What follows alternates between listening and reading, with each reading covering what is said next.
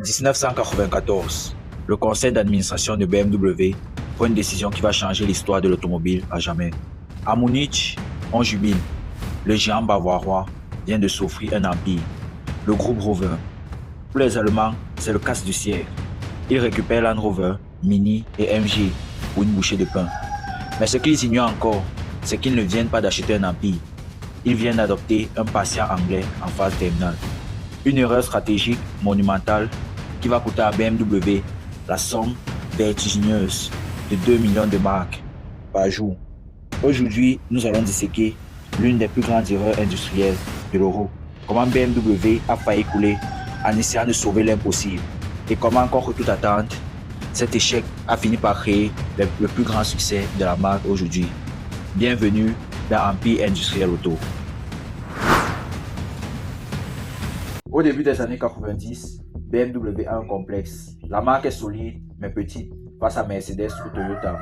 Ben Pichetsrieder, le patron de BMW à l'époque, a une vision: devenir un groupe multimarque.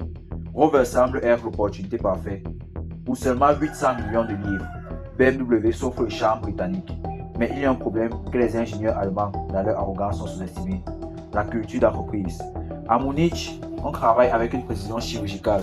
À Longreach, chez Rover, on travaille avec des outils datant de l'après-guerre et une bureaucratie étouffante. BMW pensait pouvoir germaniser Rover en quelques mois.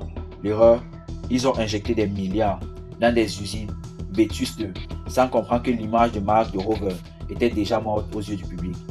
Les modèles comme la Rover 600 ou 800 n'étaient que des Honda rebadgés. BMW achetait une coquille vide. Très vite, le rêve tourne au cauchemar. Les pertes s'accumulent. 1998, 1999, Rover perd de l'argent plus vite que BMW n'en gagne.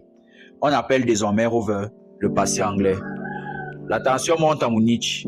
Les actionnaires, la famille Kahn commence à perdre patience. Le fleuron bavarois est traîné vers le bas. Les journaux tirent. Est-ce la fin de BMW? C'est ici que l'erreur industrielle devient une tragédie humaine. En 2000, après 6 ans de lutte, BMW jette l'éponge. Ils revendent Rover pour la somme symbolique de 10 livres sterling. Oui, vous avez bien entendu. Un empire acheté à 800 millions, revendu pour le prix d'un sandwich. On pourrait croire que c'est une défaite totale, mais c'est là que le génie ou la chance intervient. Avant de partir, BMW a pris soin de vider les valises de Rover. 1. Ils ont gardé les planques de la nouvelle Mini, un succès planétaire qui porte BMW aujourd'hui. 2. Ils ont aspiré toute la technologie 4x4 de Land Rover pour créer leur propre premier SUV, le BMW X5. Sans l'erreur Rover, le BMW X5 n'existerait pas. Sans l'erreur Rover, BMW serait peut-être resté un petit constructeur de bernil fragile.